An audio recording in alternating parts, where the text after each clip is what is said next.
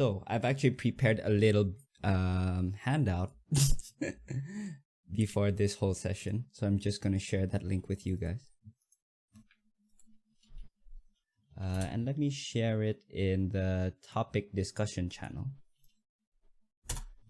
So if you guys have anything you want to share or you want to talk about or share your works along the way, do it in that channel. All right, so as I was saying, the reason why I decided to choose the design jam for today's discussion session is so that I can share with you guys my technique of sketch bashing.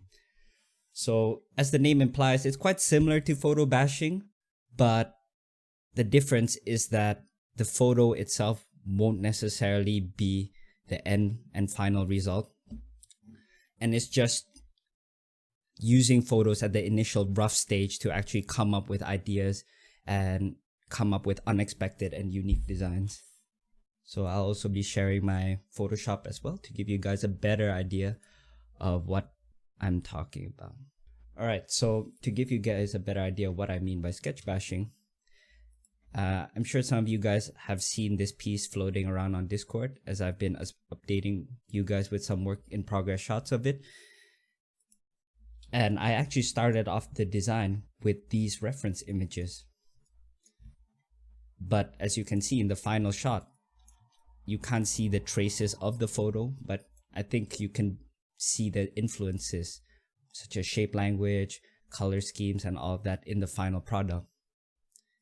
And I find this to be a really good method to actually come up with unique designs, because more often than not, when we actually just rely on our own muscle memory and just our manual drawing skills, there's actually like certain patterns and muscle memories that we fall back on. But by using this, we're able to actually break free from that and in a way just let happy accidents happen. And this is actually the photo bash or the sketch bash sketch that I came up with from these reference images. So my goal with this demo is to help you guys understand my thought process behind it, and hopefully it will help you with your designs as well.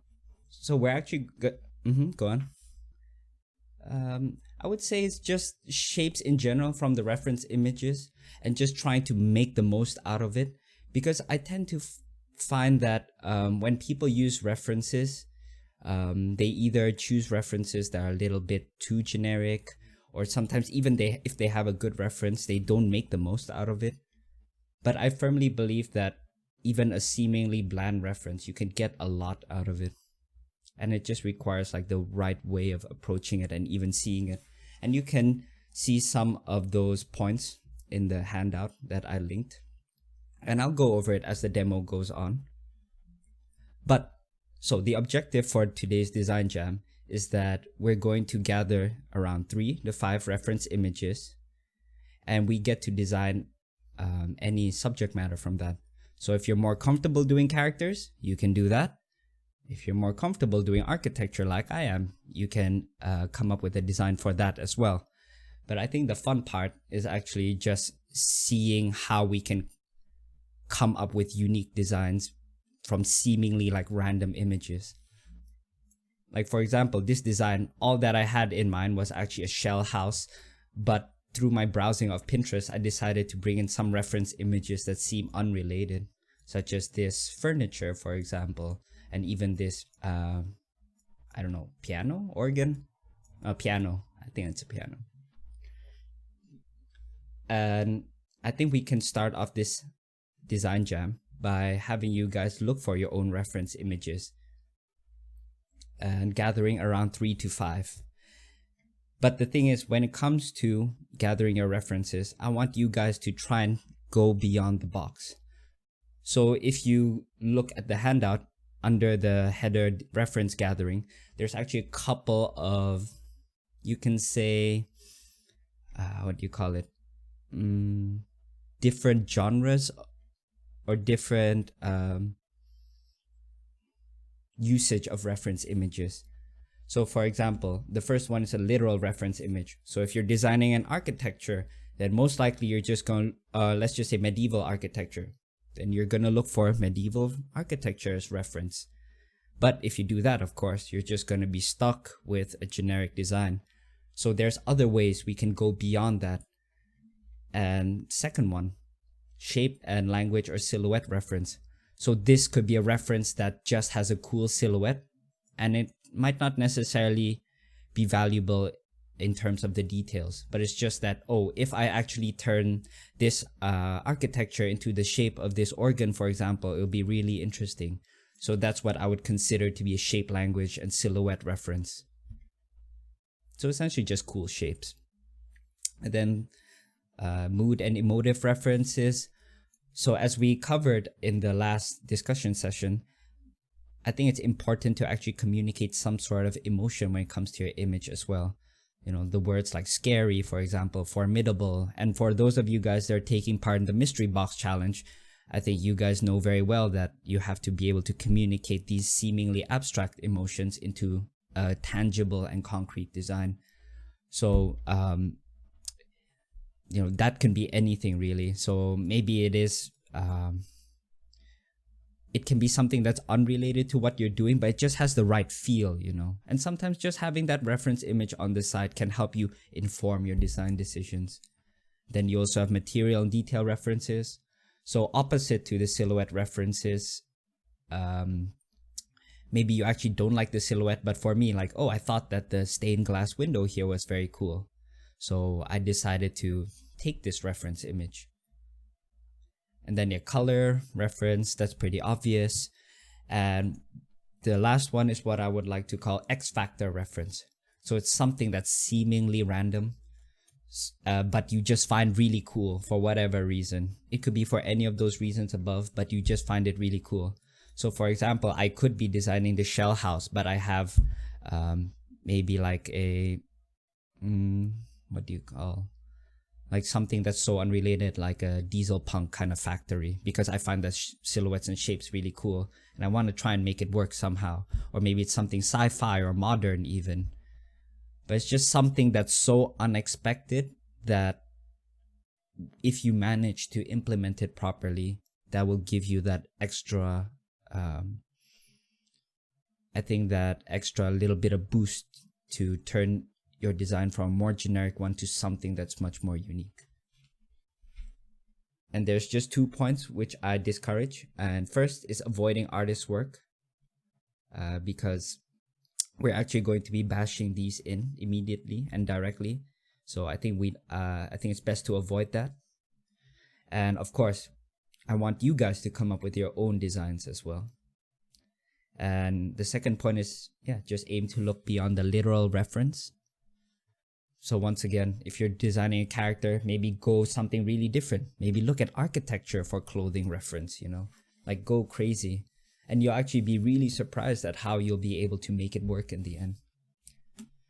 So enough rambling for now. So I think it'll be good to spend about 15 minutes to just gather 3 to 5 reference images. However, if you guys don't feel like doing it, I have actually gathered some reference images ahead of time, and I will link it in the chat. So if you guys want to use this instead, that's fine. Yeah.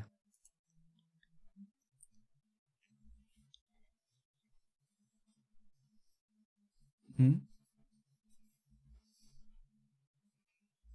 Mm-hmm.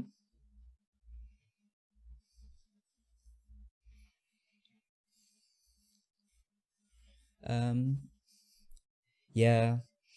Well, I would say, I guess for me, I usually just open up Pinterest and there's lots of cool images that show up on my feed immediately. But I would say maybe take about 5 minutes then for yourselves just to maybe think of a very general brief, you know. Well, so it could be something as generic as a, I'm tempted to say knight again, so I have to find another example. A witch, for example. If you want to design a witch, for example, you can use that as a starting base and then maybe try and brainstorm about what makes a witch. So that's a literal reference image. You can have that as a starting point, but then on, you just try to find something that's way beyond that. So yeah. So in a sense, you can actually just come up with completely random reference images. And in the end, you just tell yourself, somehow I'm going to make this design into a witch. So sometimes the crazier and wilder the references, the more unique your designs can become.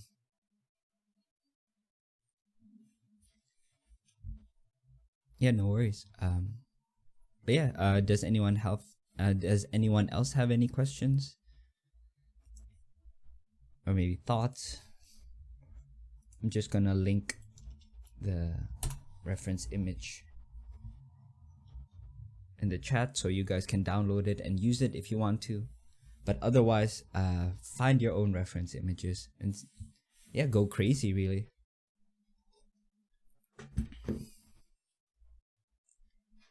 Yes, I'll be showing my process and like the kind of mindset that I have when it comes to trying to make the most out of the reference images. So I'll even be showing you guys some techniques. So if you're not familiar, for example, with the tools such as like mixer brush, smudge tool, and then some cool ways to distort your reference images so that you can make something work for you. But yeah, let's just spend around 15 minutes, guys. And I think what would be cool is that once you guys have found around 3 to 5 reference images, just put your reference sheet into the chat so we all can see what you guys have gathered. And also maybe type up a small brief for yourself. It's like, oh, I want to create a knight or a witch or a doctor, or I want to create like a power plant if it's an architecture. And I myself will be creating an architecture piece.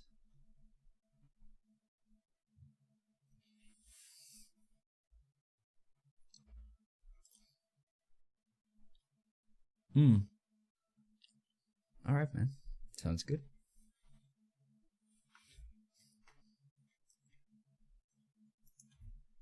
Yeah. It could be really cool. Like, for example, this shell house. Like I said, I actually came in just thinking, I want a shell house, but I don't know how the shell house is going to look like. But after finishing this piece, I actually have a much better idea of what the culture is like. Maybe this kind of culture, for example, they're on these little stone islands, around the coast. And there's these lots of beautiful white rocks that surround them. And maybe these giant shells have come from the sea creatures that have washed ashore. Or maybe they go deep sea diving, for example. So it's a culture that's heavily steeped in fishing culture. So you see these boats on the side, and you see these dried fishes too. So these are the things I didn't actually anticipate, but because because of the reference images, it somehow just emerged. And I think this is a really great method to keep the design process fun.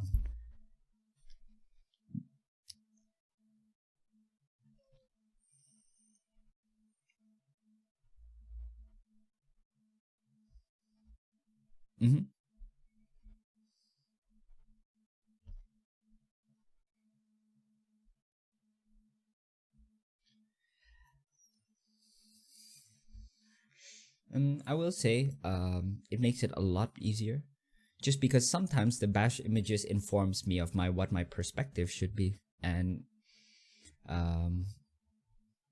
for me it's just applying the fundamentals to it. So while in the sketchbashing method, it's actually the moment where I throw my fundamentals outside the window. And what I mean by that is that I don't care about perspective. I don't care about form. I just want something that is like a seed of potential. And it's allowing my imagination to just roam free and go crazy. And I'm sure some of you guys have heard of the term blue sky phase when it comes to ideation. And that's typically at the start of the production where you go crazy with your ideas. And more often than not, as you progress further into the production, or as the ideas get discussed, they get culled, or sometimes there's an idea that's still crazy, but it can be a point of discussion to jump off from. And that's when you kind of start toning things down, bringing it back down to earth. So going with the language of blue sky phase, the refining phase is the phase where you're tethering things back down to earth. So just imagine this crazy bird that's flying through the air. After a while, you kind of want to tie a rope to its foot and then, attach it to a rock so it doesn't fly off too far.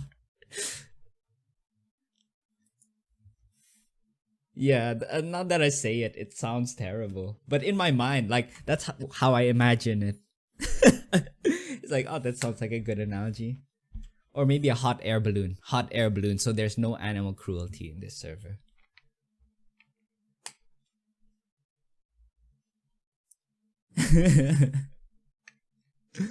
And we got a few comments in the chat, so I'll read them out.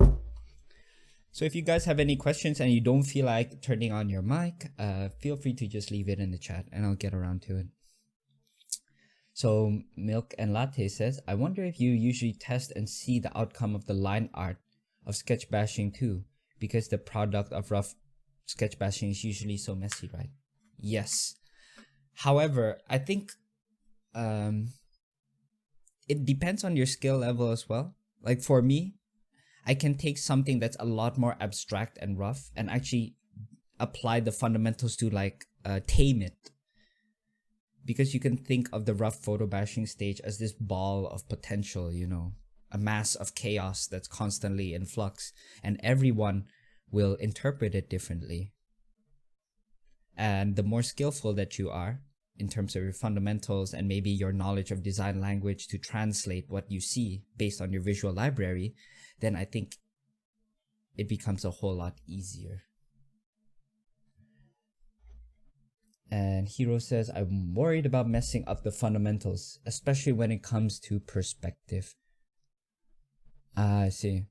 Well, good thing is with sketchbashing, you can throw that out of the window just during the rough exploration stage.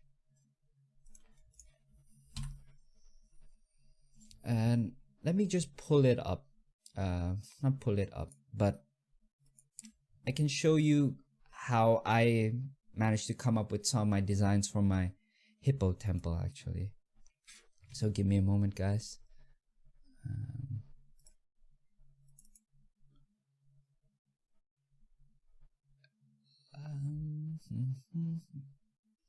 I really gotta clean up my Dropbox.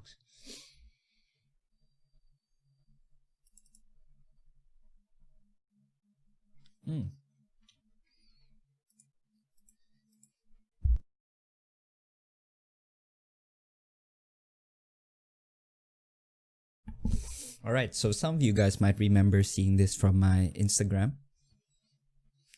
It's these little chunky hippos. And I actually employed the sketchbashing method to start off with these. And let me turn on the sketchbashing folder. Let's see if I still have it. But these are the initial reference images that I had. And in this case, I had a much clearer idea of what I wanted. So all I had to do was try to find different directions. So if you look back to the handout that I have with reference gathering, you'll notice that these different reference images tick different boxes. Like for example, for this toy hippo, I looked at it for its shape language or silhouette reference. And you can say some of the details, but definitely not for material. Whereas for this one, this marbly statue, I definitely looked at it more for material, and same for this dragon. Whereas this one is more for the detail reference, where I'm just trying to see the interior details and not the external ones. And this is the final result, but I will show you guys the sketch-bashed version, if I still have it. Yeah. But I kind of like it actually. It has a little bit of a charm to it. Oh wait, I think this is the wrong, what do you call it? The wrong PSD.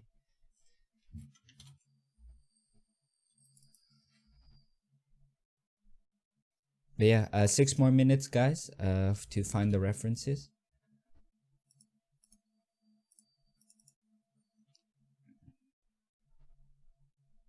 Oh, this is embarrassing. I tell people to keep their folders organized. I know. Well, more time for you guys to look for the reference, so all good.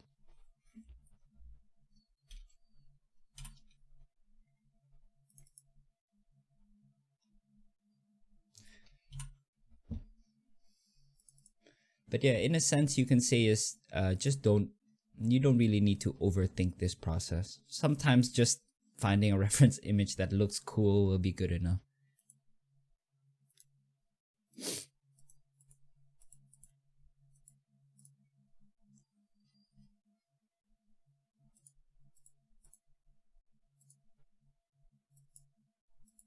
Ah, there we go. Okay, sorry. It's just terrible folder management. But yeah, this is the photos that I used in the back. And you can see the Sketchbash result at the top.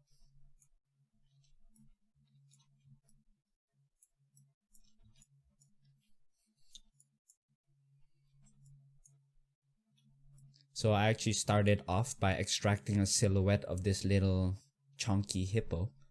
And then I filled it in with the material from this statue.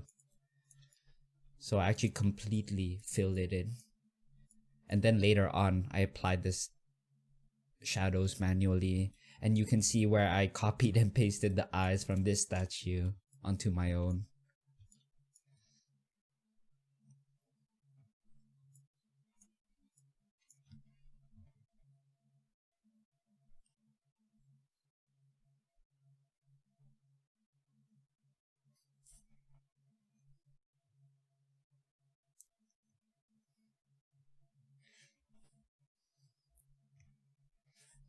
Mm-hmm.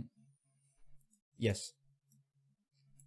But here's the thing. I think in these cases, I didn't change as much. So, and I think after seeing the reference image, it becomes a whole lot more obvious. Whereas there's some that are a little bit less obvious, I think. Like with my shell house, I think you can see the influence I got from it, but at the same time, it's a lot more difficult to arrive at that final result from just one reference image. Whereas in this one, I just tried to keep it a bit more pure, so more keeping more of the original silhouette. So yeah, you can see it here as well, where for this statue I used this one, but I changed the interior details. And the distortion is super messy. And even the brush strokes as well and the form, but that doesn't really matter to me. All I'm there for is for the design. And afterwards, I go over it with a line work pass. And I just color it in. So yeah, before and after. Ba-bum. Ba-bum. So even though I said throw away your fundamentals at the start, in the end, I think it's still important and you cannot neglect fundamentals.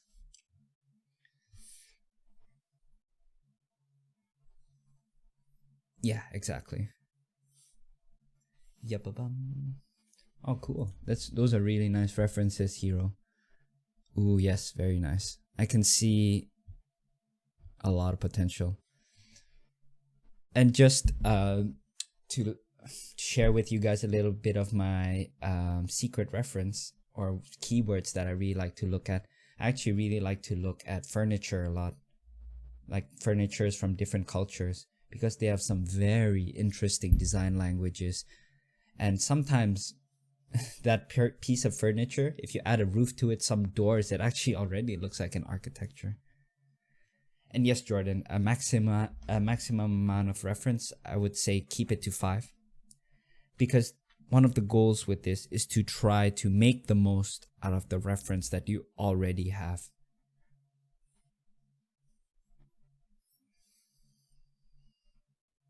Yeah. Because otherwise, here in topic discussion channel.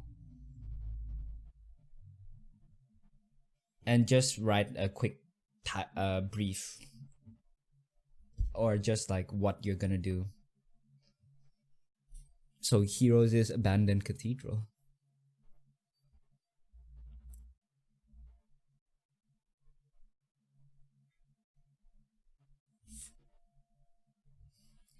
All right. Time to post up the references that you guys have right now, so we can get cracking on the fun part. Ooh, nice. See, sometimes just seeing like seemingly random pieces of reference next to each other, it already like gets the creative juices flowing. Like for me, seeing Matthias's motorcycle and the tribal clothing on the right hand side already makes me think like, damn, just imagine if the motorcycle has that kind of design language, you know?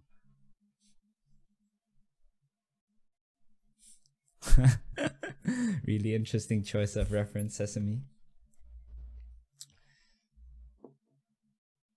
I think those work, but I think maybe try swapping out one of the architecture reference with something else. Because as I've said, if you're doing architecture, try to not look at just purely architecture. I can appreciate the X Factor reference, but I think just for the sake of this exercise and pushing the design, let's go for something a little different. Ooh, nice. Those are cool references, Xylin.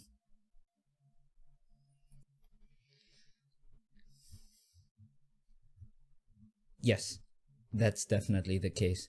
Or you can just find a motorcycle in that angle if you want to. It's just that during this moment, we have a lot of tighter time constraints. So we're not gonna think too much about that. But if you have more time, then feel free to look for more specific angles. Awesome. There's some really cool reference images here. All right, so looks like most people already have their reference sheets up. And if you're still not done yet, it's okay. Just quickly get it done.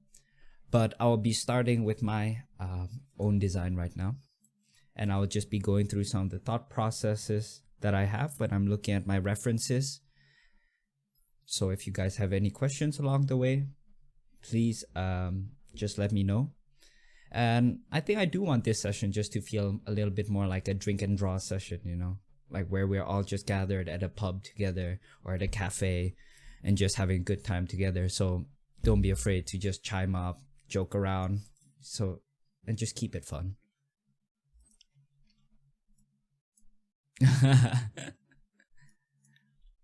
It's been so long since I've been to the pub as well. Yeah, I know. Let me just rename this PSD to design. Wait. Rough or sketch. So it's not gonna be named Untitled 999 for real. Okay. Alright, so I'm going to be designing architecture.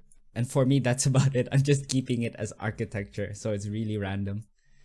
And I realized that I have more than 5, so I'm gonna call down 2 of them actually.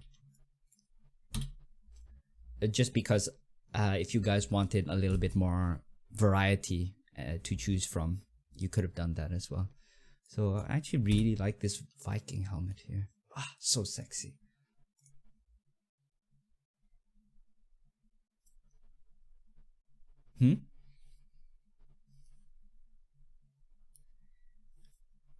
Yeah. But once again, we're gonna have 1.5 hours.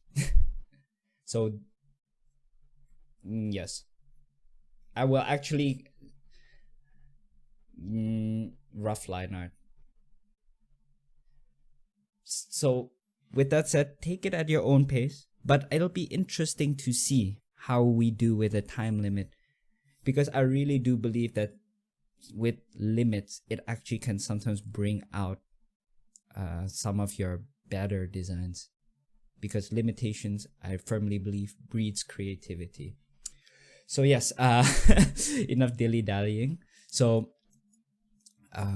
open up your images on Photoshop, and I would suggest when you're starting off sketchbashing, try to think of the bigger shapes first. So we're gonna work from the big picture and down to the smaller details. So what I would do when I'm starting off as well is that I can use an image as a whole. So for example, I really do like this pot over here. So instead of using it directly, nest all of your reference image in a separate folder. And when you're bringing it to a new folder, just copy it and paste it and have your Sketchbash in a different folder. Yeah, you can use whatever, Paint Tool Sai. If you're using Procreate, do what you want. Although I will say I'm a bit more Photoshop biased. Yeah. Sorry, non-Photoshop users. But the same principles apply. So for me, I really do like this shape as a whole. However, you're not limited to just using the whole shape, because sometimes when you do that, you're biting off more than you can chew, and there's a lot more factors you have to take into consideration. But in this case, I'm just gonna experiment. So I have no idea what this image is gonna look like. But I actually do like the fact that the top already looks like a really nice roof, actually. But instead, I'm gonna cut off this top because I've done a lot of dome-shaped roofs and I don't want to repeat that again. Or in fact, I will actually take it off and copy and paste, cut and paste, and then move it down to the bottom, and I'm gonna resize it. So when I'm using sketchbashing, typically I'm really distorting the reference image. So I'm using transform, and that looks interesting. I don't like it though, so I'm gonna delete it. So just as a quick hotkey for those of you that aren't familiar, if you want transform in Photoshop, just use Ctrl-T, and then you'll have this bounding box that appears, and you can pull the tab down or right click on it as the bounding box is up, and you can choose skew, distort, perspective, or just hold down Control and pull down one of the squares at the bottom in order to distort it. So yeah, at this stage, I'll just use this maybe as a platform, and it looks kind of cool that way. And I'm just gonna pull in another reference image into the scene. So maybe in this case, you know, I don't really want to use the whole helmet. So what I can do is just grab the lasso tool, and maybe I can just grab a part of it. And I think that's where people sometimes end up sticking too closely to a reference, is when they just grab the whole thing and they don't think about maybe some of the interior shapes that you can see. So for me, this looks quite cool. Gonna rotate it. And sometimes just seeing things from a different angle or perspective can help you see something within it. So, or maybe you can symmetrize it. And I know that's not a word, but you can just duplicate the image and mirror it and see what you can get from it. Now this is quite interesting to me. Ooh, that's sexy. That's really nice. I really actually like the fact that there's this little part that comes up, you know.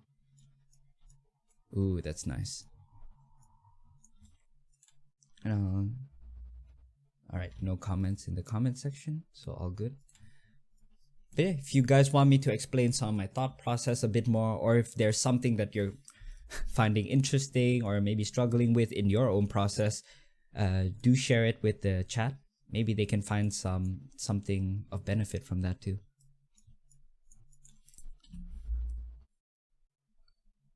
And I actually really like this skirt shape. The fact that it's like layered and plated. So I'm just going to copy and paste it on the top.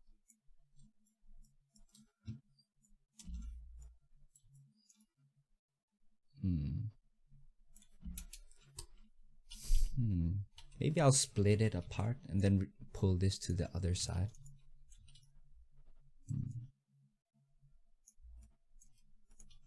Maybe pull it down.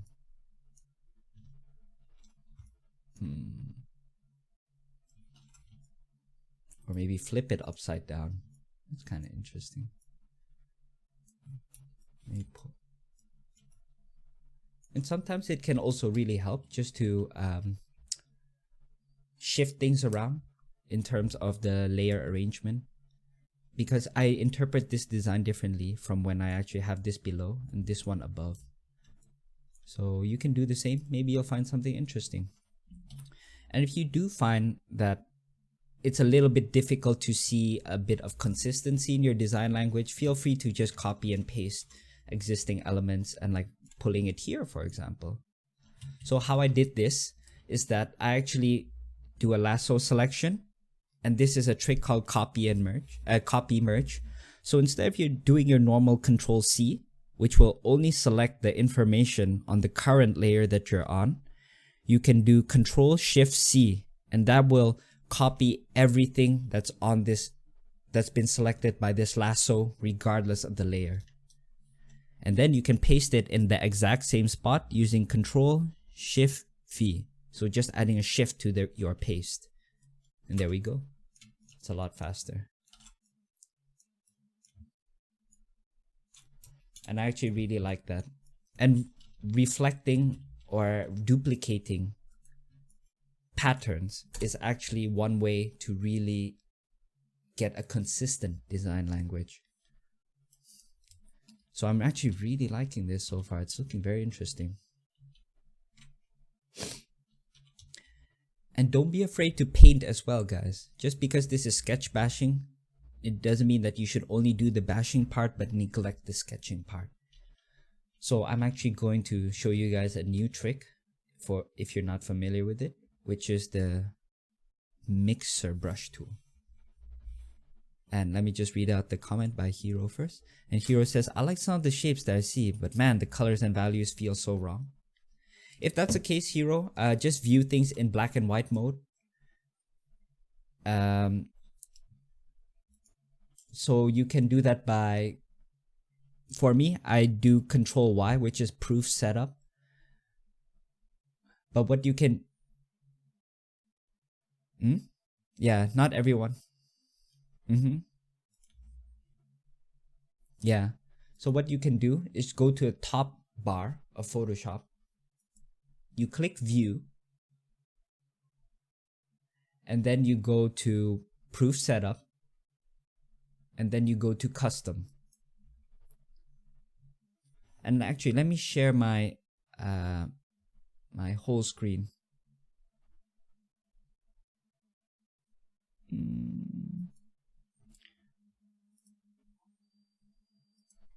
One moment, guys, just so you can see what's up. Haha, don't worry, this is my home PC.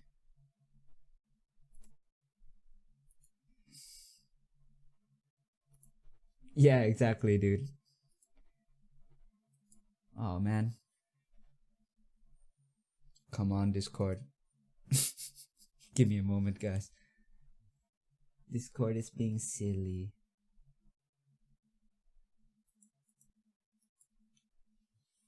Alright, can you guys see? Alright, nice. So you go to View here at the top. You go to Proof Setup and you click Custom. And then after that, go to Device to Simulate. Stimulate. And then you go to Working Gray, dot gain 20%. And now press Control Y again.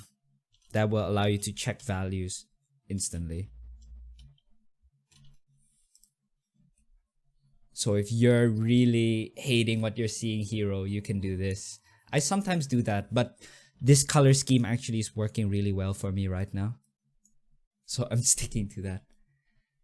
And George's Art also asks, are we allowed to replace a reference with new ones if one reference doesn't feel right?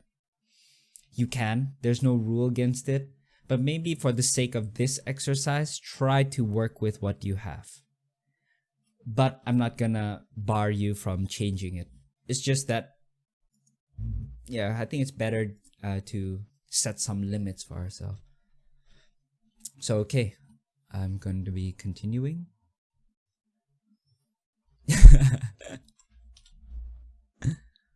I actually really like this part. It feels like it could be some walls or something like that.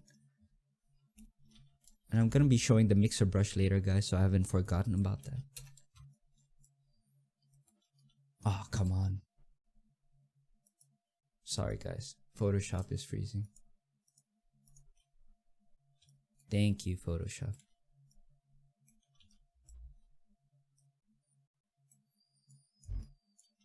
Maybe.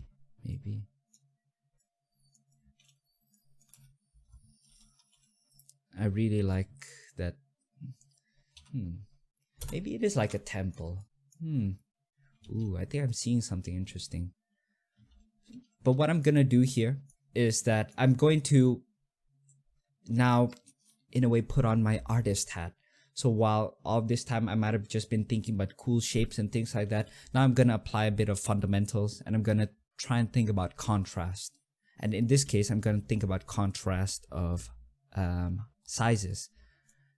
Since the top part is quite short, I want to make the bottom part feel a bit longer.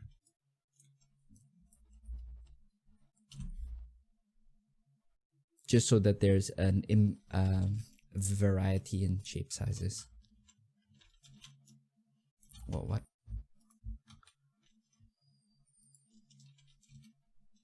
There we go. And feel free to just duplicate what you already have and trying to see if you can just reuse some parts you already have.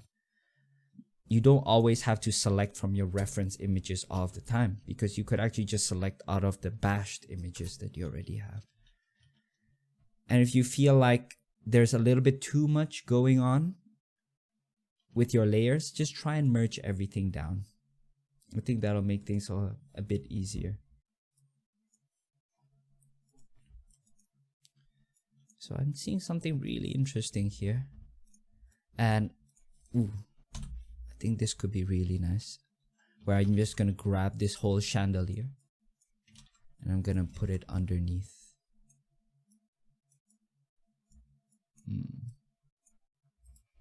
Flip it upside down, maybe. It's kind of interesting. Maybe stretch it.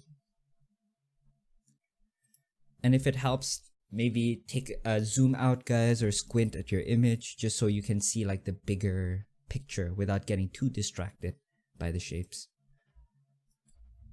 or detail. Exactly. We Asians have that advantage already. That's why our shape designs are so good.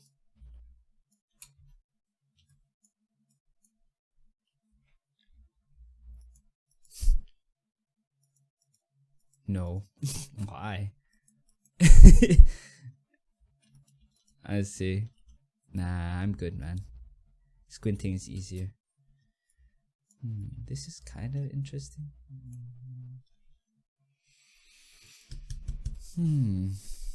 Not feeling it. Let me try to maybe look at it at black and white so I'm not so distracted. You know what? I'm just gonna leave it there for now. Maybe make it smaller for now. Maybe put it in front so it's kind of like a fountain.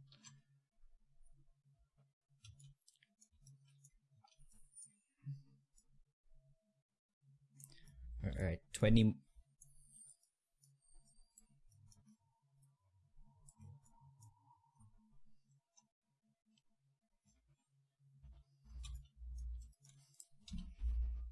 And just bashes your face in.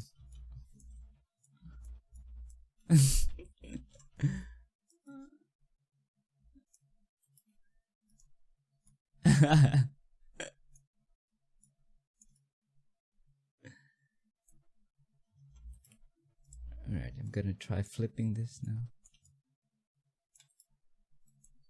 Man, that...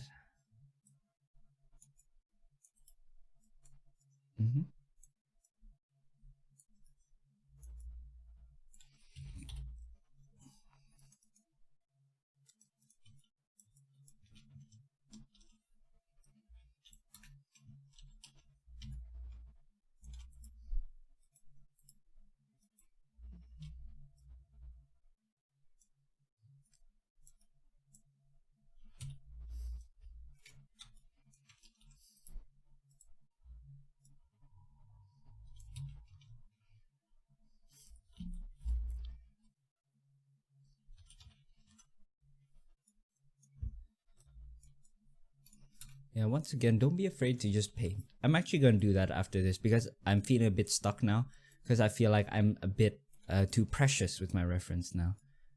And right now I'm just taking parts of it and shifting it around, trying to see if I can come up with something. If you are really stuck, just try things out, guys. Like distort it, like just put some paint strokes on a different layer and it's fine. Like you can always undo it. Because this process is all about happy accidents.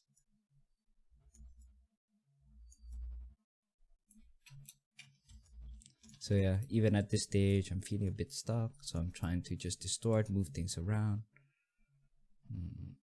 And I'm not liking what I'm seeing. Like I said, maybe try to mirror it and you can get some interesting shapes that way maybe. That's kind of cool. Oh, that's quite nice. As you can see, just putting it behind already makes it much cooler shape. But right now, the big issue that I'm having is that the shape is too symmetrical. So I'm going to try to break it up. So at this stage, I'm just going to take a normal brush. And I'm going to show you guys the mixer brush tool. So you can access it by actually going to your brush on the left hand side, holding it down, and you can see the mixer brush tool. Or you can access it by pressing B, then Shift B until you get to the mixer brush. And the setting that you want it to be on is dry and heavy load, just so you can, just so you'll be able to select information with your brush and actually replicate it according to what you have picked out. And it'll make more sense once I show you after this what I mean. And set it to sample all layers up here. And what you're gonna do is that you select a brush, preferably a hard brush with not as much texture, but feel free to try a texture brush. And you're going to go over an area, and as you can see, when I press the Alt button, it will turn into this picker tool. And essentially any information that's underneath my brush will be selected. It's kind of like loading on physical paint onto a brush, except that the amount of information that the mixer brush can capture is a lot more packed with information than just a normal paint. So you'll see that if I pick here, click Alt, and then left click, and then drag it down, you'll notice that it paints the information that you selected.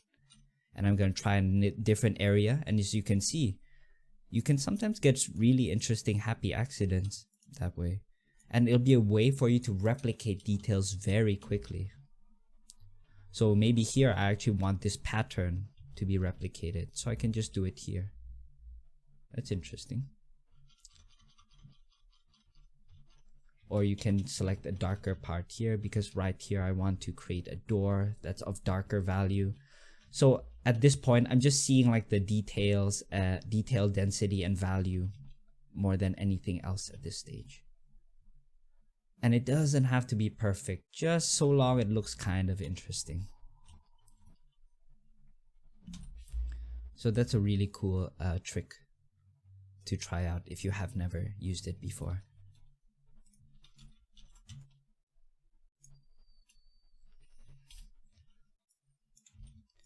And I'm actually gonna try to implement this water wheel because I do want it to be in a frozen area. So maybe it'll be very interesting. But yeah, once again, I still have this very big problem that it's symmetrical. But maybe once I do this, this will force me to distort the image. And yes, Ruben, I have used it in a professional context before. Actually, you can say first used this in a professional context, and I was very pleased with the results. And no, months ago before you came, it's for a different project. But yes, at Adam Hawk. And this can be a very useful method for a subject matter you're not so familiar with, because it actually forces you to, it actually allows you to not have to draw a motorcycle if you can't, for example. And at that point I was doing some machinery and I'm not so good at hard surface stuff. And at this stage, this is a little bit more, yeah, you can say somewhat advanced. But what I'm gonna do is now begin to see this bigger shape and break it into layers. So maybe this is the front of the building and now this is the back once I pull it out. Then I'm gonna pull this one back and then shrink it down so it looks like it's going back in perspective. So maybe it's like a bridge.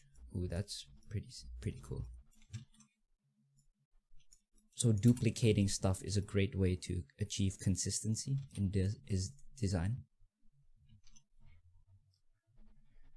And Heibi asks, how is everyone else going? And Jordan, do you think it'll be cool for other people to share screen on this too, so I can flip through people's work while I'm working? Yeah, I actually would encourage people to do that, to share their screens. Yeah, I think that's super cool idea.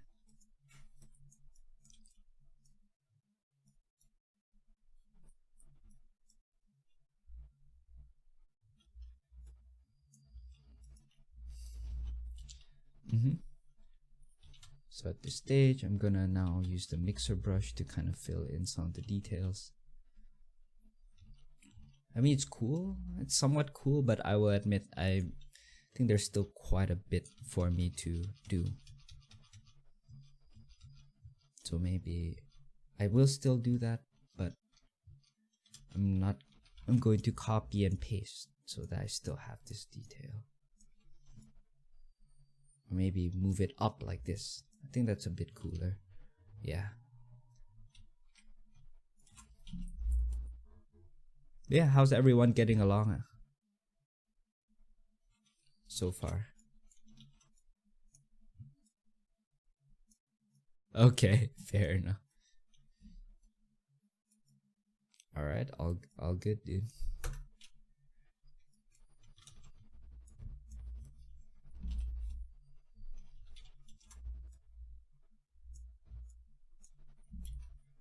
Yeah.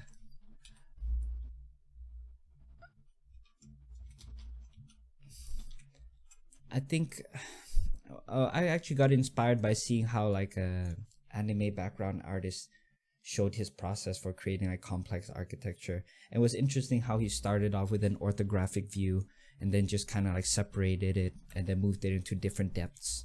So that was my inspiration for this method, or part of it at least. But I decided to extrapolate it to actually using photos.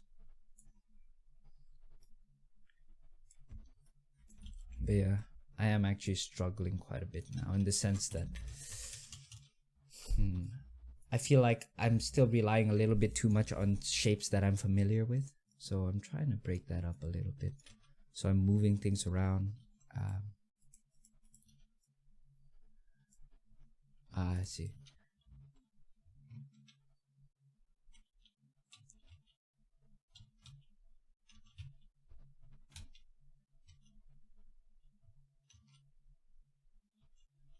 I can do that.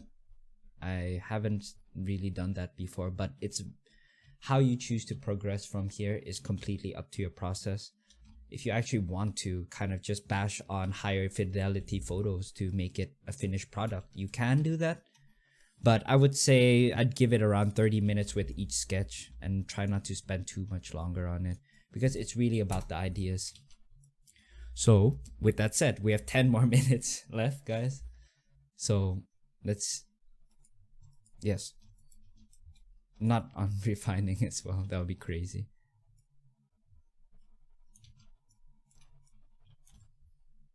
Heck. And maybe I'll use a little bit more of my other reference images because I feel like I've neglected them. So yeah, at this stage, I am getting that temptation to actually use new reference images as well. But I do think that it means that I'm just not trying hard enough with what I have though. Because I've made some breakthroughs with just sticking to what I already have. So I intend to keep on doing it with this one too. So I'm going to distort this, see what's up. Doesn't work. So maybe I can just use this part.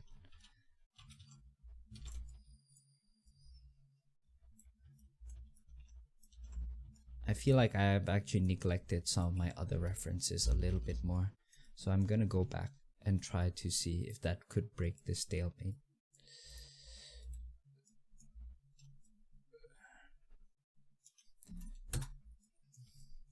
That helps to give a sense of scale actually. That's quite interesting. And I find these dragon bits to be quite interesting.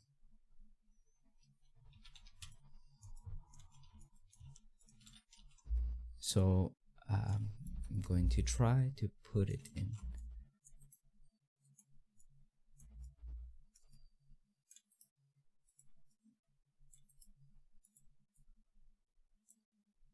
Hey, that's kind of interesting. Oh, ooh. That's quite a nice thing to duplicate.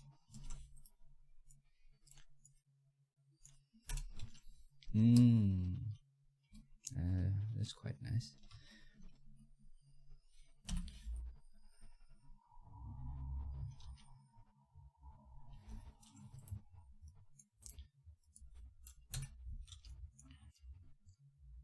Might just paint manually after this, so I'm gonna switch my mindset completely and go full manual painting for a while just to see if I can get something new. And I've even flipped my helmet ref upside down to see if I can see new shapes. So once again, if you're stuck with some of your references, try flipping it around, distorting it, see what you can get from it.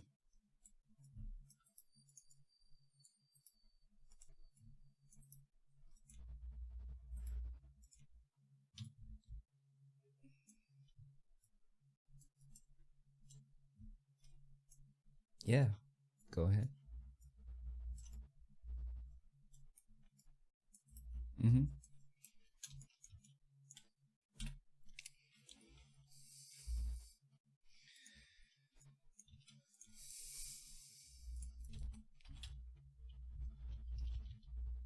Well, we have around, in Atom Hawk, it's like for around 4 designs, 3 until 5 designs, you have about 7.5 hours to do it, including ref gathering. So I'll time myself to about 30 minutes each sketch.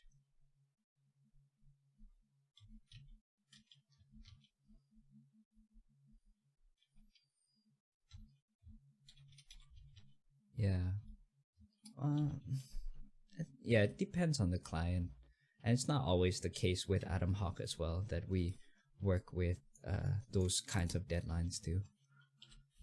But but it is very effective though, I would say, to actually generate fast designs with this method. Oh yes.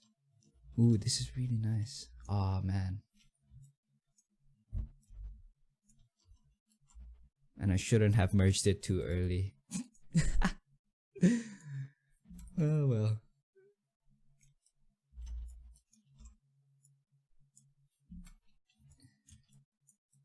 Yeah. Yeah. Let me actually take a quick browse on what other people are doing. Can I actually see it without dropping my stream?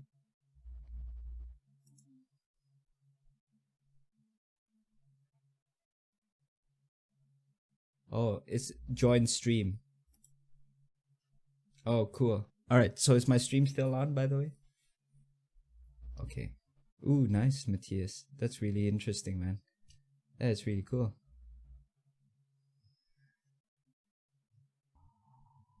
Yeah, how's everyone else going, by the way?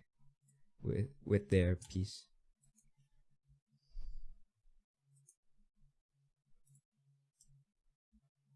Nice, nice, nice. Ooh. Ooh, Nick, that's really, really interesting, man. Very nice.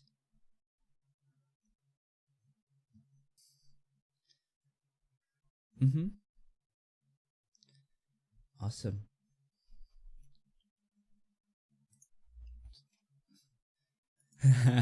So it hunts heart, or it's a heart that hunts?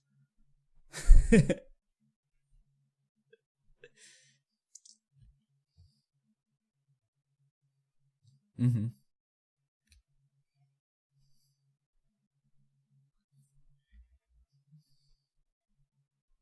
Mm-hmm. Mm. I see, I see.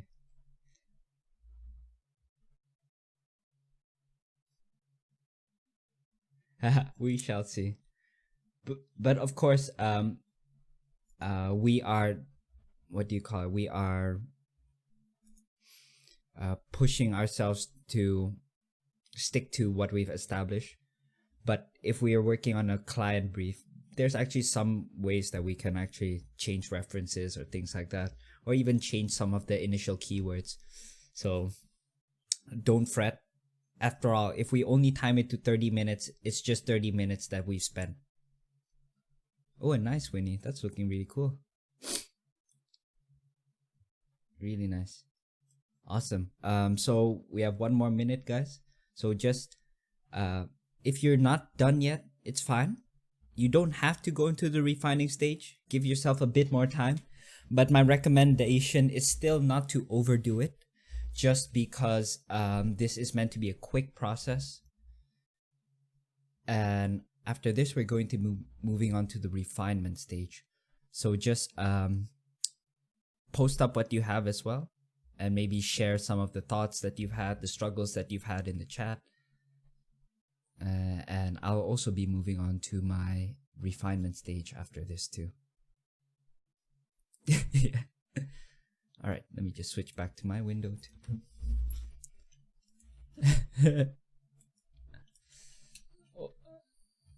What the?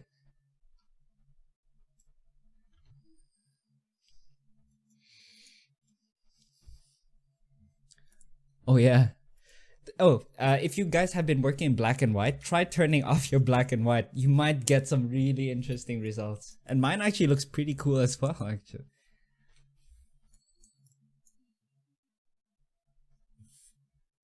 That's the thing as well. It's like unexpected. And that's what I really love about this process is that your guess is as good as mine of how it will turn out. And sometimes if you take a break, you might actually it's fun. That's what I really like about this process.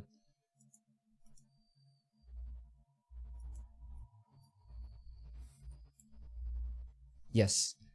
It can, and at the start, I will say it might feel like you're a bit more afraid to make decisions, but with enough practice, I think you're going to be a bit more daring with your decision making too. Like for example, I just have the way to look at what you guys have been doing. And after coming back to my references and seeing it in color, maybe I'll add a few of these like candles on the side,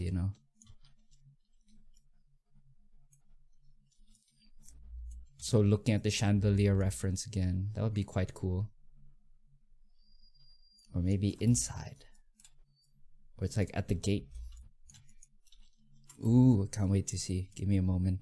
So I'm gonna reflect this. So in a way, there's like candles on the gateway. And then I'm just gonna distort this. I think that's even cooler. Yes, I like that better. That would show up much more in the silhouette. So I'll duplicate this here. So it's kind of like archways.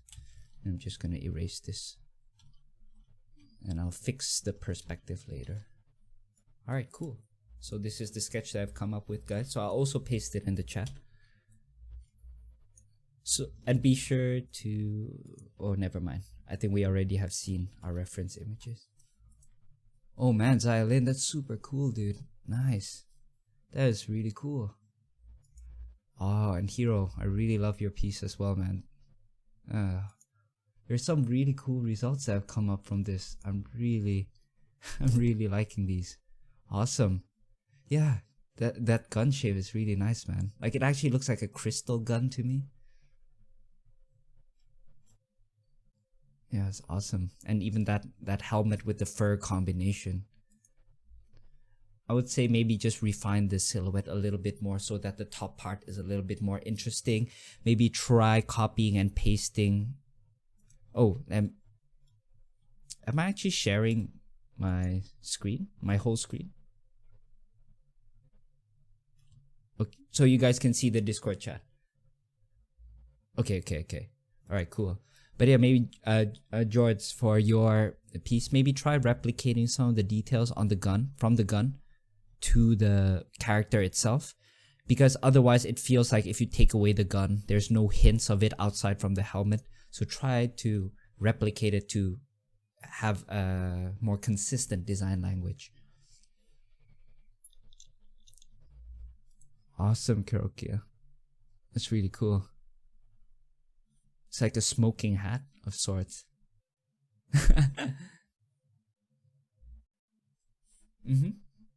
Awesome. Yeah, and I feel like even for references, you could have had something that's a little bit easier to work with, because with the rocks here, it's quite difficult to just work with these simple rocks. But with these textures, what you can do, I'll just do a quick, I wouldn't say a paint over, but you can always try this. Copy this on top of yours and then try setting to overlay or whatever.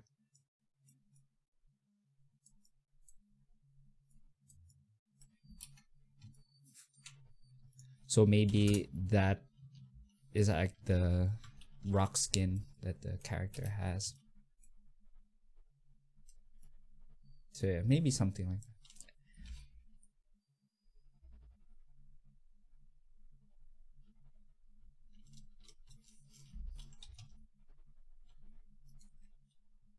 Wait, hey Harrison, didn't notice that you're in the stream, man. Wait, what were you saying, man? Sorry. Alright. So we're just, so it's the same sketch bashing method that I showed you a while back, just that I'm doing a demo on it and inviting others to join in as well.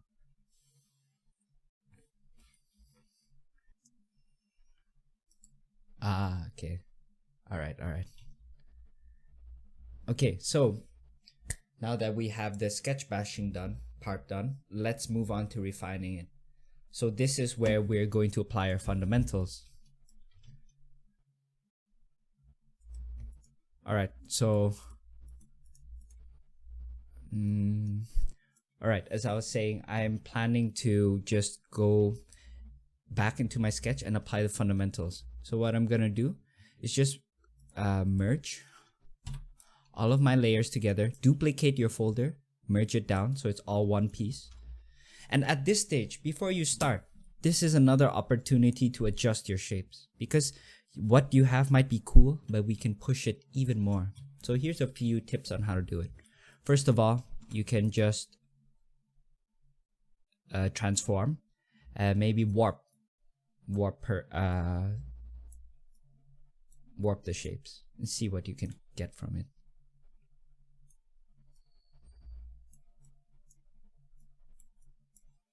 For example.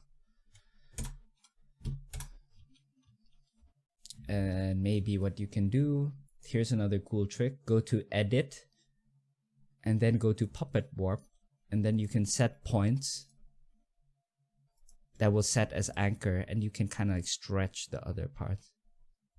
So you can get some really crazy distortions.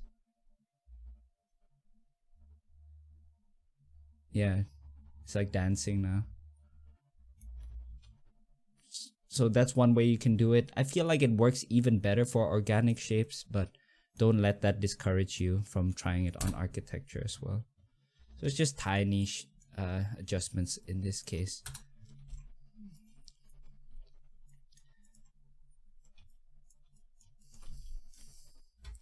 Yeah, of course. It's just that at this stage, I try to kind of refine it a bit more first, just to make sure that I like the shapes that I have. And maybe you can refine the design a bit more too.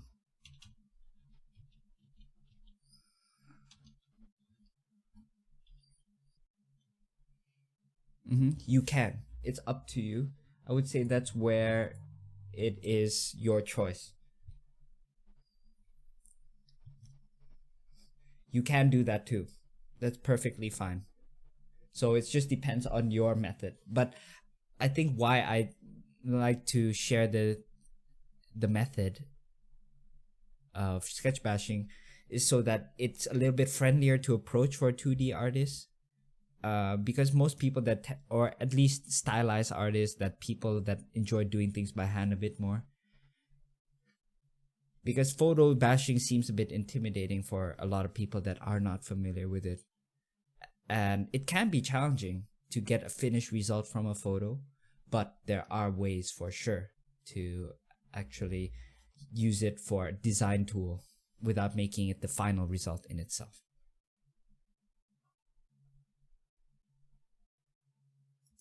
Can you just go over like what, sorry, I think I was kind of zoning out, but like what we should be doing in this time period again? At this stage, before you go in, just adjust the shapes, any final things that you want to make. If you want to, you don't have to, but just think about like the overall silhouette, maybe trying to adjust it a little bit into proportion before you, perspective, sorry, before you start. And I just did a stupid thing where I did not record the audio desktop on the stream recording, so you can record on top of it after. I mean, no, my voice is still there, but your guys' isn't. Oh. Which is a shame, because I think it sounds weird for me to just be talking to the void. Oh well, I'll keep that in mind for next time. But I'll figure out a way to edit it properly. Alright, so at this stage, I'm gonna lower the opacity down, size it up, and then, personally, I like to just have relatively loose perspective lines. I don't really want to restrict myself too much. So try and follow what's already established if you can, if it makes sense. But in the case of some designs where it's really off perspective, you might want to do some major distortion and like warping and transformations in order to make it work. Or just design flat in front on 5 head. Yeah, and redraw it completely. You can do that or draw over it. So you can actually use this method to design something that Winnie has done, for example, where it's more orthographic. So I'll just take her design. Let's just say I want to make it into a 3D design. I will still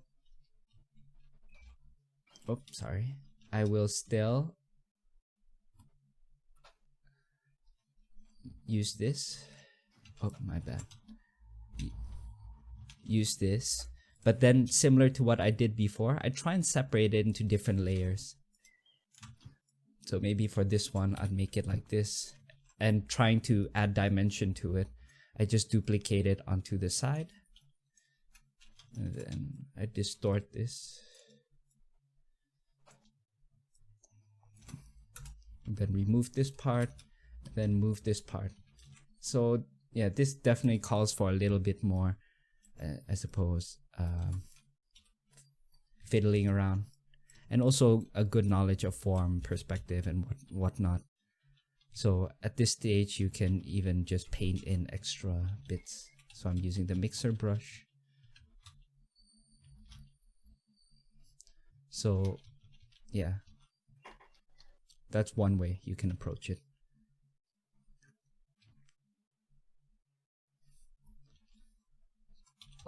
Have you seen the Jad Saber Gumroad where he's going into like 3D workflow for concept art? No.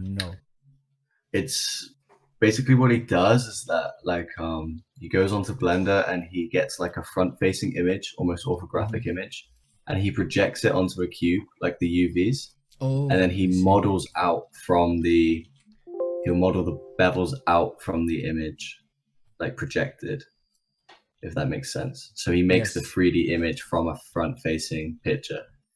I think Ian Hubert did that as well. Yeah. He does a lot of that in his like videos, and that seems like a really cool method to like. I think they call it like projection modeling or something. Right. Yes, so if you apply that similar mindset, you can do it as well. Mm. Let me just get my brush settings correct. Oh, it looks like I have opacity. I like to use full hard brush, like no opacity jitter and size jitter. And at this stage, guys, if you need extra references, this is where you can do it, because sometimes there's some details that you might not be so familiar with. So in this case, actually, I'm not going, if I was really committing to a very serious design, I'd probably go in and do a really rough sketch over everything, then do a final sketch. Because there's a lot of unresolved designs, like how is this working? You know, how does this actually attach? So some designs need a lot more refining. And this is, of course, the downside of line drawing, is that you have to be a lot more literal with your designs. You can't just keep it so abstract, I think. So even at this stage would require me quite a bit of time if I wanted to do it properly.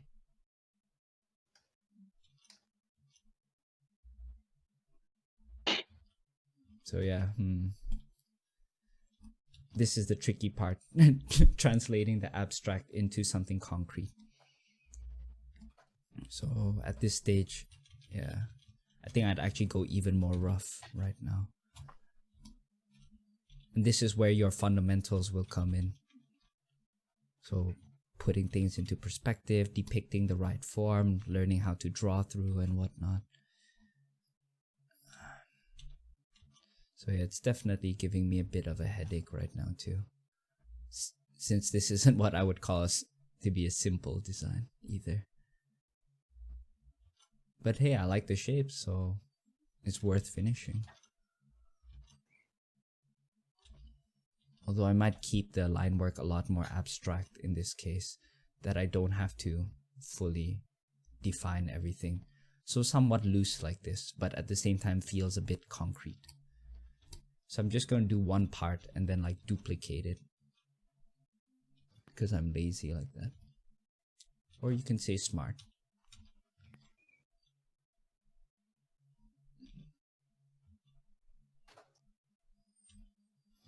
Yeah. Okay. So maybe at this stage, because I'm really struggling with it, I'll duplicate this. And then I'll actually go back in and paint stuff, because I can make bigger decisions using paint.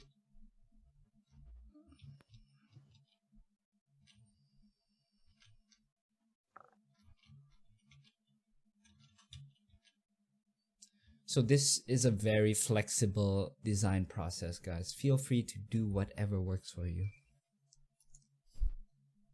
Not bad, Sesame.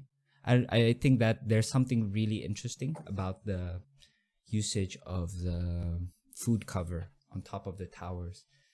maybe actually try flaring it out a lot more. And one big tip when it comes to sketch bashing method, still think from a silhouette point of view, because I feel like a lot of the attention has been paid more with the interior details. So you can try figuring out ways to break from that. So maybe instead of grabbing this whole window, you can just grab this part, for example.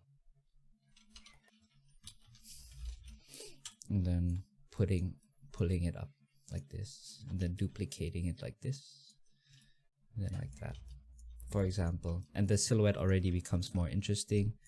Then you can put it here, making it into a flying buttress. So sometimes with the decisions that you're making, it does require you to have a good knowledge of that subject matter, so that you can actually like say, oh, I can try making this like cathedrals where they have the flying buttresses. And you can't say that if you don't know what a cathedral kind of looks like. So yeah, there's different ways you can really push your reference images. And even this part, since this is the X Factor reference images, we can really stretch it out, stretch it into perspective.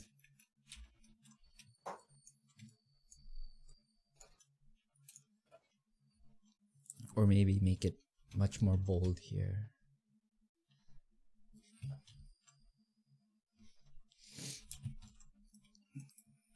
Where you put it on top of things.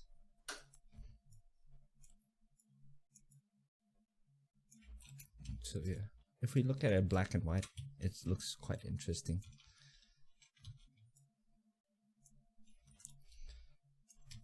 So yeah, those are different ways that you can make the most out of the references that you have.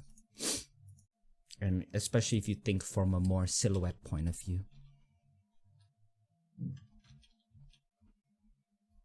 Because I think it's so easy sometimes to get distracted by the overall silhouette.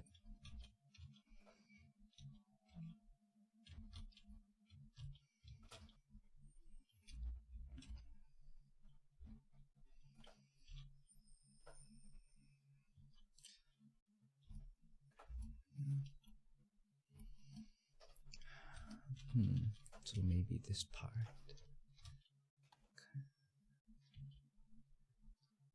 Kind of circles out.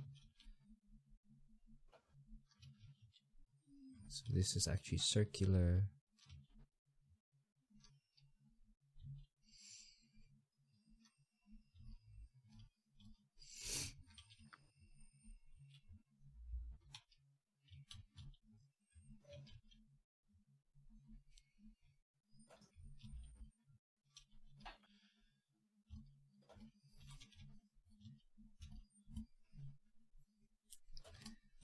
So yeah, I think for a more complex design such as this, it's actually much faster for me to paint rather than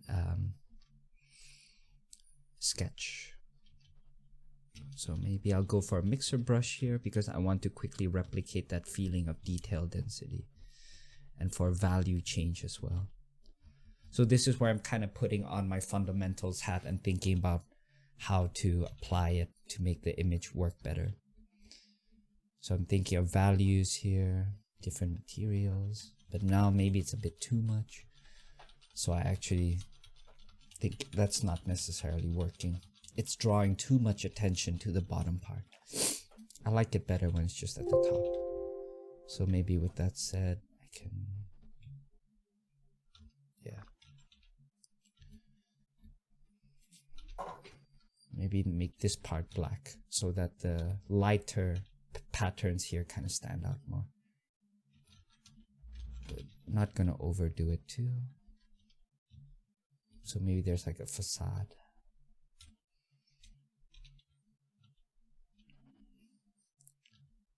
Yeah, this is really tricky though, just because this design has a lot of layering and quite abstract actually. So yeah, sometimes this part can take a bit longer depending on the complexity of the design.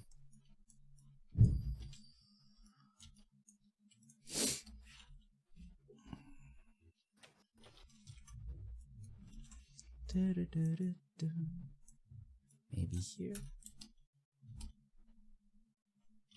No. Okay, I think in terms of design, I'm quite happy with it. Not gonna mess around with it too much. So just with a little bit of more adjustment. Maybe just try and resolve the design of the archway.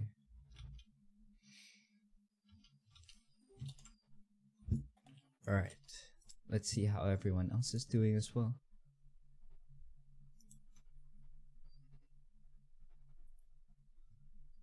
Ooh, nice. I think the colors are working well, Nick. Oh, thank you. Yeah, I'm pretty much trying my best to replicate what colors I have in the bottom right there. Mm-hmm. Trying. Yeah. Sometimes you'll be lucky in that sense that the reference images work for you. But sometimes it's like, oh boy, this is really an eyesore. And there's a lot of work that needs to be done. And even for me, like, how do I resolve these shapes? Maybe I should look closer to my reference images as well. So I have my pure ref out here.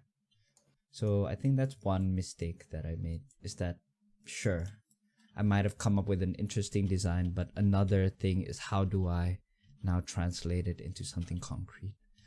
So now looking at my reference image, maybe I can make it closer to this. So it's like almost like this kind of shape. But still taking cues from the details inside so that there's this crest in the middle.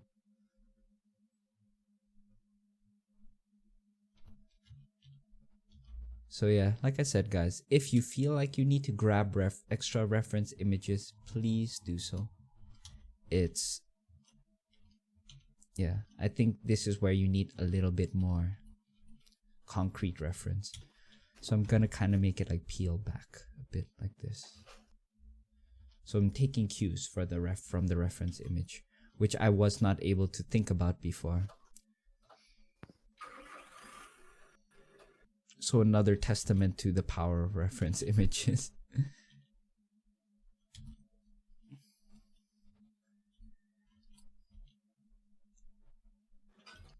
And one thing that can happen through all of this, guys, is that you'll actually realize that, oh man, it actually looks cooler in the rough stage.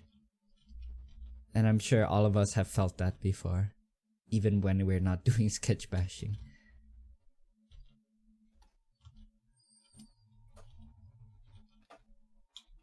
And even if that's the case, that's perfectly fine.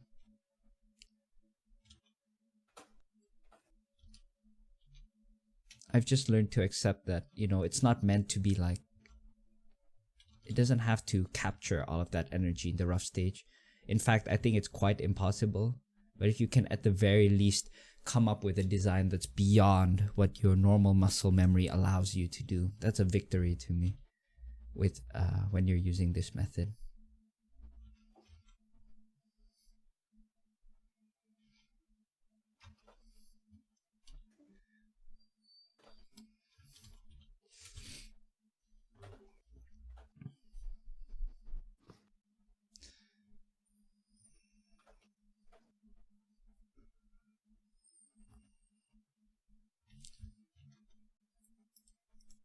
And I'll check out.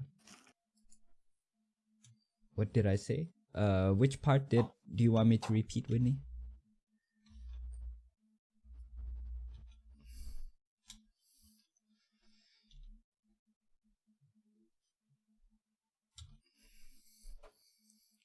Ooh, that's quite interesting. Although I feel like there's something really nice about there being one continuous shape before. So I might just extend it down.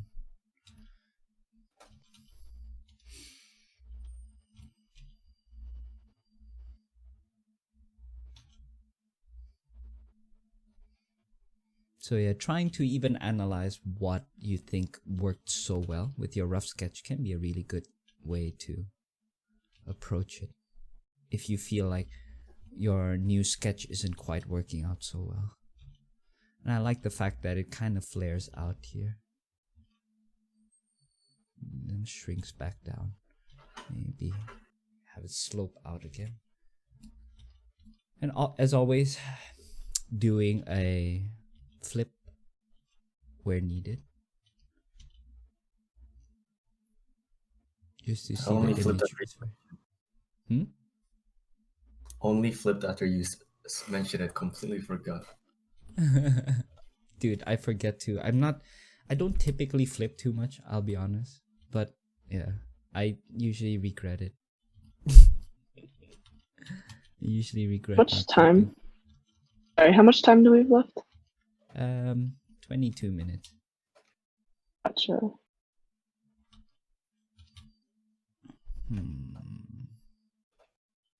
Kind of like it before.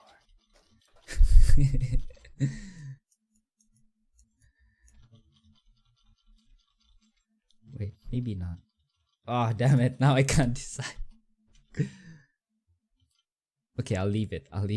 If I'm making that kind of changes back and forth, I know that it's time to just look away.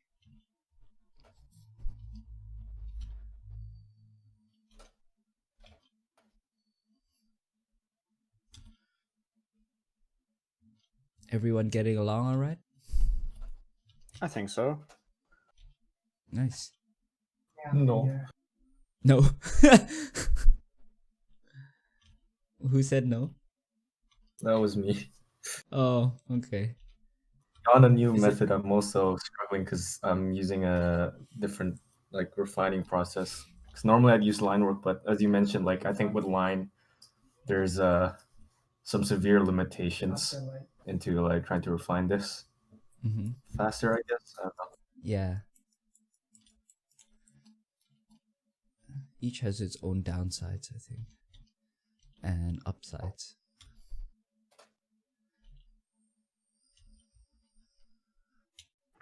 I think like the function of this just thrown out the window completely. But that's the thing.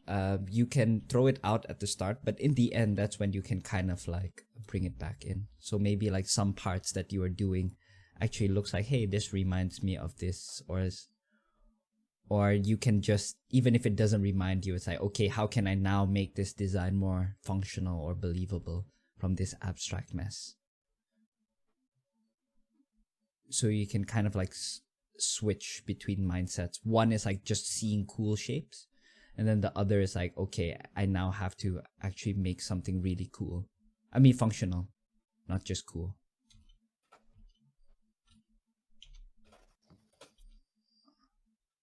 For me right now, I'm just thinking about cool shapes, really. I have no idea what this architecture actually does.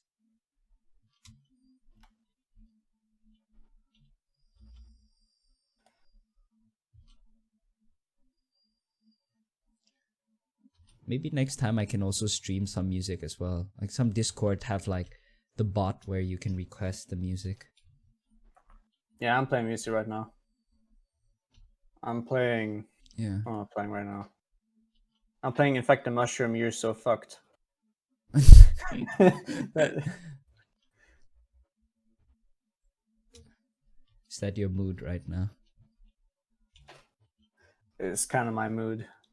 I like that song actually. I found that by mistake Uh-huh. by playing a Infected Mushroom playlist, and I have 6 hours to finish an illustration from start to finish for a client, and that came up in my playlist, and I just Oh. felt like this is a message, but I managed to finish. So Ah, I see.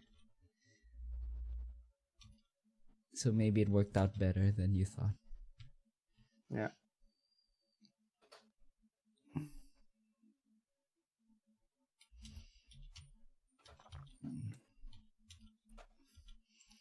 I actually like this part quite a lot. It's kind of like sweeping up. So maybe I could replicate it here. Turn up the opacity. So yeah, this is the stage that will just take a while, guys. So if you can't finish it within 1.5, that's fine. But also don't forget that this is me trying to bring it to a finished design. Whereas if I'm doing client work, I'd probably just focus on the bigger shapes without really worrying too much about the finer fundamentals. Bollocks. Bollocks.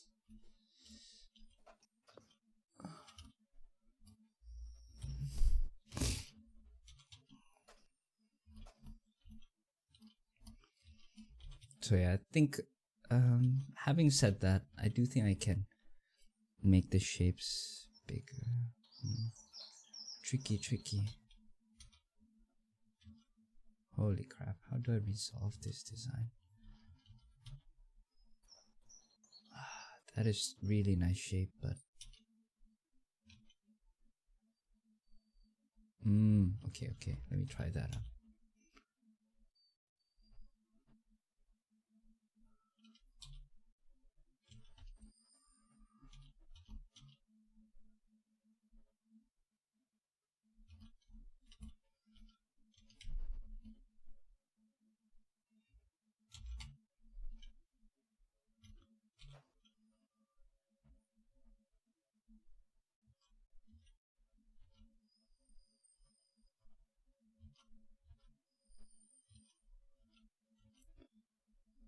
Yeah, this will take a bit of time.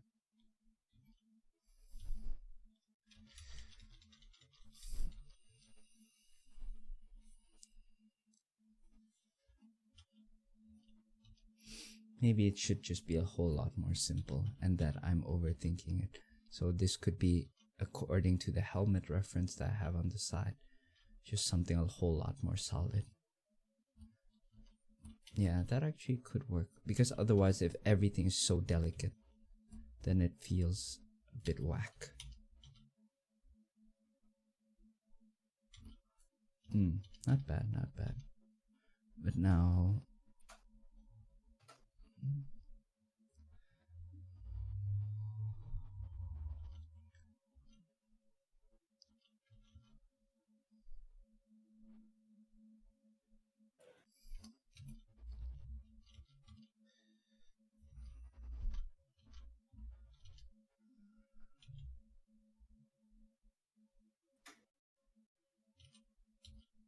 Okay, maybe.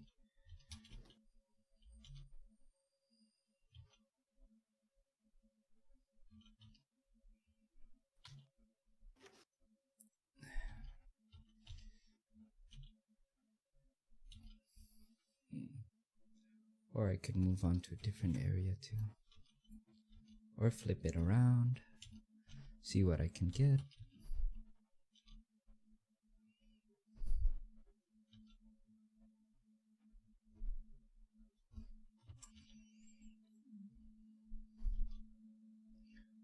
I feel like in the end I'm not too worried even if this sketch is not working because there's still like a lot of potential in the sketch bashing stage.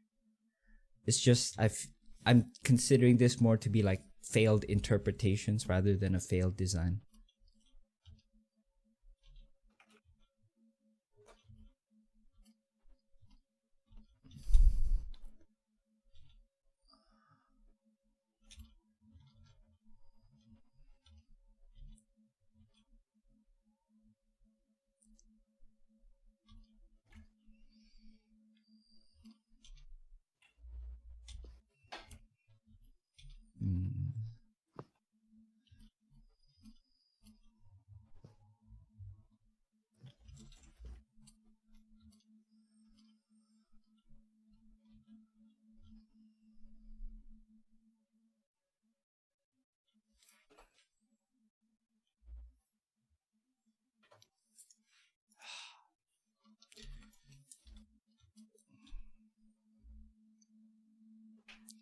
Right, gonna actually completely restart that sketch.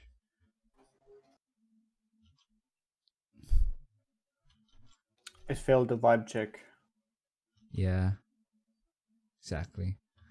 I think it's perfectly fine to do that. Like, I'm learning not to get so attached to my sketches. Well, that's why it's a sketch, right? Exactly. Oh, and Whitney, I was doing a quick paint over of your sketch bash like half an hour ago. And I was just saying that, yeah, just try and distort it into like a different view.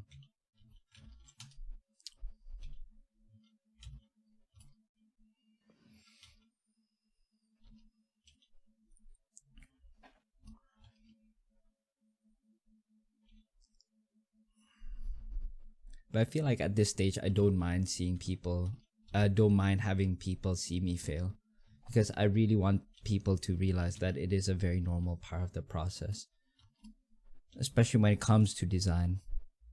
A lot of these shapes, I think what makes it so challenging is that it's forcing me to go beyond my typical shape language.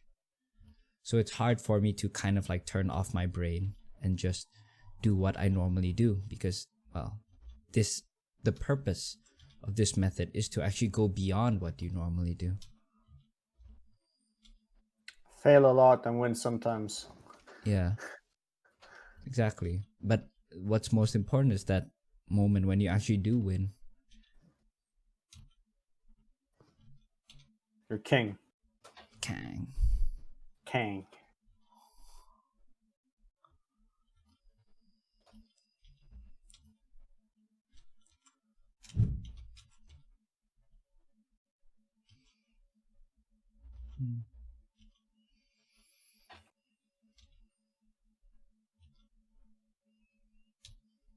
It's quite interesting, actually. I like the way that the shapes are kind of interlocking here. So maybe I'll keep that. So I'm not going to worry about the details. Sometimes I do. I like to just noodle around. But at this stage, considering that the bigger picture is like what I was struggling with so much, maybe I shouldn't worry about it. So yeah, guys, I'm personally gonna be wrapping up my sketch very soon, just so that we'll have a chance to look at each other's sketches and maybe doing some quick feedback as well. I'm Or really just to excited to see what showcase. people are up to. Yeah, me too, man. I really am. No pressure. Remember, if you don't make the cut, you're getting the boot. No!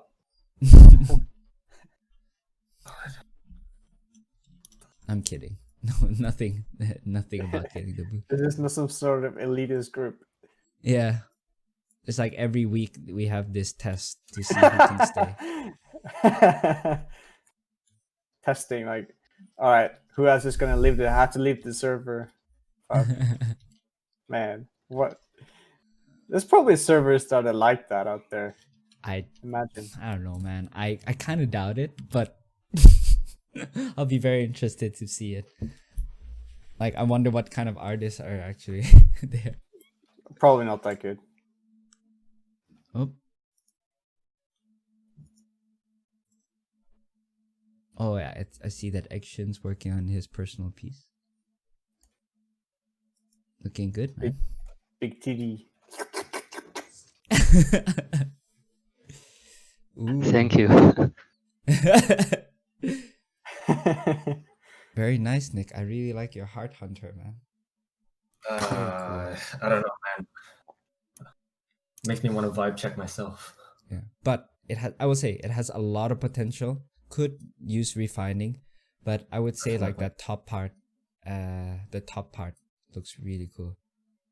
Yeah. I think I got too precious for sure. It happens. Oh, I changed my design. Yeah. Oh, you did? Yeah, a little bit. I mean, the tank on her back is changed to her hip instead. Oh.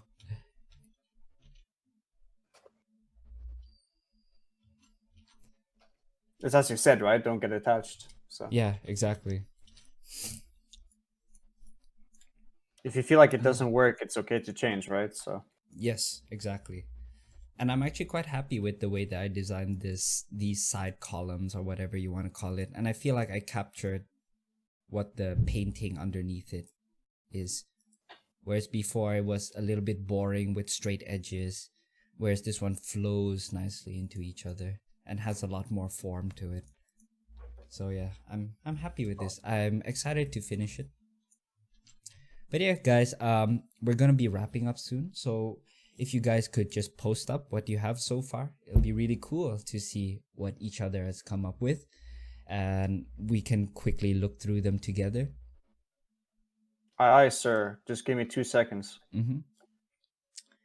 And if you guys can actually maybe share a quick sentence or so, like what you struggled with maybe, or what you found helpful about this exercise, I think that'll be really helpful for me to also figure out how to better refine this process and to teach it as well. And I'm actually really curious to hear if it's a process that you guys will be implementing into your workflow and that you find it useful enough to do so.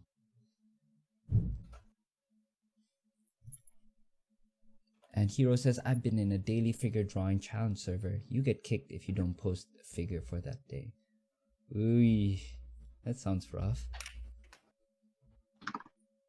I wonder how's the quality though of each of the figure drawings. I wonder if it's just like a really quick scribble that people do. It's like done.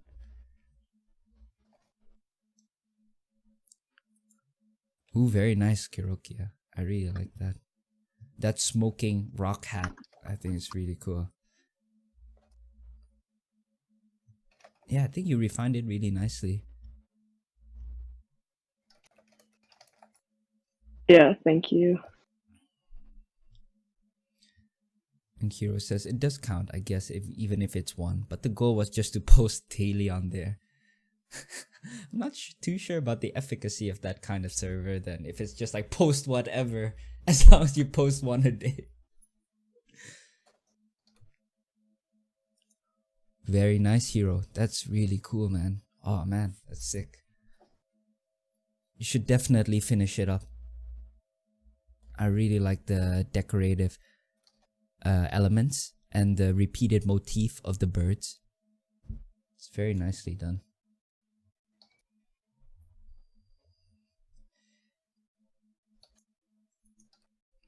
Awesome, Xylin. That is sick, man. I really like that book. The way that you just made a simple book look so...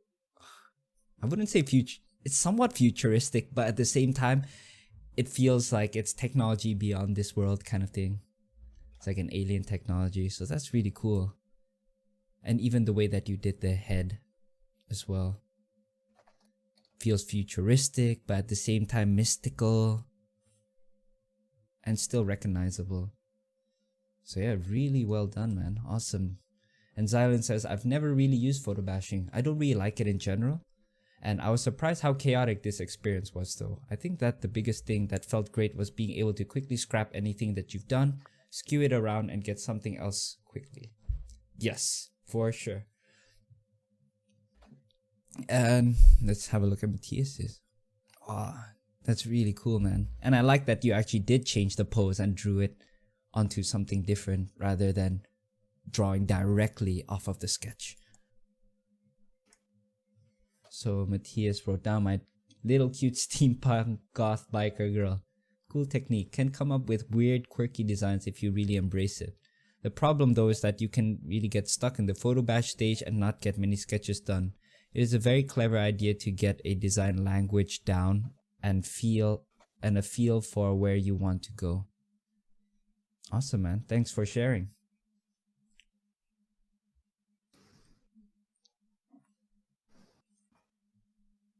Yeah, does anyone else have want to share their piece as well?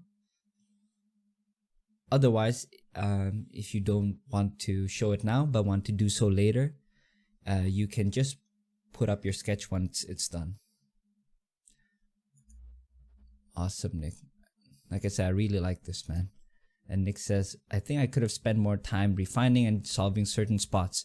I do like this method. I might try it out. Albeit, figure something out I might be able to do with line work.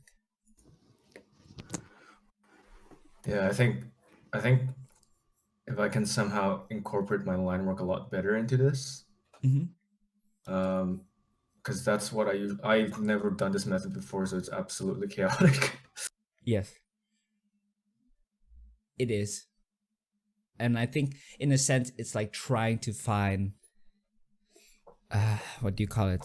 Trying to find something of value within the chaos. Like you're purposefully creating chaos, then you're taming it afterwards. Yeah. I want But to even- add though that like, oh sorry, Go on. No. this Go was on. like this was an amazing method to come up with a silhouette which I would have never like usually approached with, especially for someone who like designs primarily on human silhouettes, Mhm. like inside and outside of work. This like helped me break out of that a lot. So I'm going to try it out again for sure. Awesome, man. And feel free to change it up as you wish. It's just that a lot of the methods I use is what works for me. But if you guys do figure out some cool way to alter the workflow to make it work better for you, I think it'll be great if you guys can also like share it as well. Because I'm curious to see how this method can evolve as well.